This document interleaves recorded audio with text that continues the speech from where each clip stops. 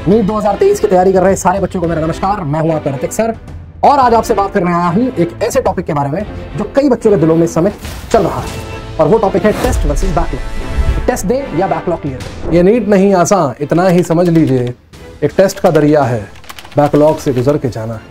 काफी सारे बच्चे बैकलॉग की वजह से टेस्ट नहीं दे पा रहे हैं क्योंकि बैकलॉग क्लियर करने में टाइम लग रहा है और इस वजह से क्या हो रहा है, इस वजह से उन्हें अपनी परफॉर्मेंस का आइडिया नहीं लग पा रहा है।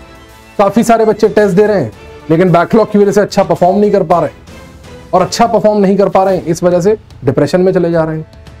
तो क्या करें और क्या ना करें, this is the golden question है। तो मैं आपको बताऊंगा तीन ऐसी बातें, तीन ऐसे गोल्डन रूल्स जिनको अगर आप फॉलो करेंगे तो आपकी समस्या काफी हद तक सॉल्व हो जाएगी। देखिए, नंबर 1, इस बात को एक्सेप्ट कर लीजिए कि जो हो चुका है वो हो चुका है, ठीक है।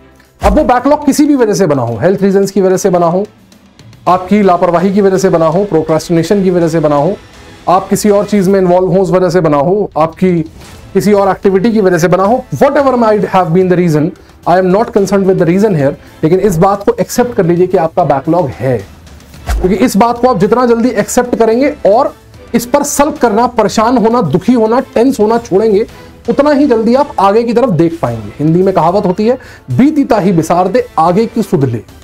जो हो चुका वो हो चुका, उस पर रोने से, उस पर टेंशन लेने से टाइम ही वेस्ट होना और कुछ नहीं होना। क्योंकि रो के तो बैकलॉग कवर होगा नहीं, परेशान हो के तो बैकलॉग कवर होगा नहीं। बैकलॉग कवर होगा एक प्रॉपर स्ट्रैटेजी से, एक प्रॉपर स्ट्रैटेजी से। तो अपना जो पहला पॉइंट है वो ये कि भाई पहली बात तो एक्सेप्ट और कर लो कि बैकलॉग हो चुका है, किसी भी वजह से हुआ वो छोड़ो, लेकिन अब आगे से हम बैकलॉग नहीं होने देंगे। ये है हमारा दूसरा पॉइंट कि जो हो गया सो हो गया। अब from now moment, from this moment, जब जागो तभी सवेरा, जाग गए हैं, सवेरा हो गया है, आज से डिसाइड करते हैं कि अब कोई बैकलॉग नहीं होने देंगे। चाहे कुछ भी हो जाए, चाहे 24 के 25 घंटे बनाने पड़े, चाहे एक दिन में 6 लेक्चर देखने पड़े, लेकिन बैकलॉग नहीं होने देंगे। क्योंकि अगर हमने बैकलॉग बढ़ने से रोक लिया तो भी हमारा आधा काम तो हो ही गया कि हम अब बैकलॉग नहीं बनने देंगे, नया बैकलॉग नहीं बनेगा, जो पुराना बैकलॉग है उसी को धीरे धीरे निपटाएंगे, ठीक है। अब सवाल यह आता है कि भाई पुराने बैकलॉग को निपटाएं कैसे, पुराने बैकलॉग को निपटाएं कैसे। इसके लिए कुछ लोग तो शॉर्ट टर्म स्ट्रैटेजी यूज करते हैं और कुछ लोग लॉन्ग टर्म स्ट्रैटेजी यूज करते हैं। शॉर्ट टर्म स्ट्रैटेजी ये होती है कि वो लोग क्या करते हैं, वो लोग पर डे एक लेक्चर देखकर एक्स्ट्रा या 2 लेक्चर एक्स्ट्रा देखकर, या संडेज को, स्पेशली वो संडेज जिनमें टेस्ट है, टेस्ट को छोड़कर लेक्चर्स देखते हैं, लेक्चर्स देखते हैं बैकलॉग वाले।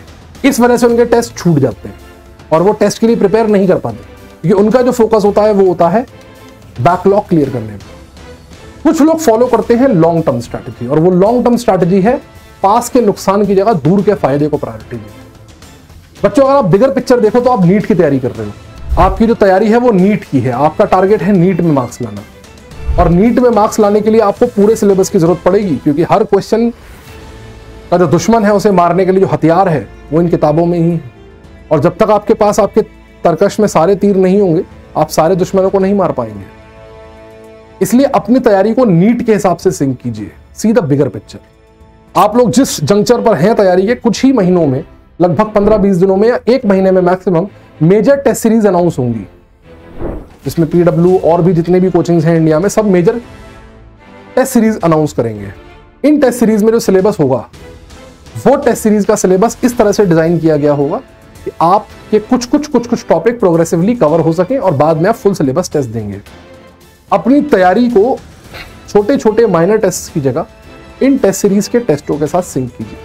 जैसे पीडब्ल्यू की एम टेस्ट सीरीज आएगी, उसके हिसाब से, उसके शेड्यूल के हिसाब से अपनी तैयारी को सिंक कर लीजिए और कोशिश कीजिए कि 2 टेस्टों के बीच में जो आपको इंटरवल मिल रहा है वहां पर आप टाइम लगा के अपने बैकलॉग को कवर कीजिए। जो बैकलॉग वाले टॉपिक्स हैं वो टेस्ट के पॉइंट ऑफ व्यू से कवर कीजिए। तो सर अभी क्या करें, अभी तो बैकलॉग की वजह से बहुत प्रॉब्लम होती है।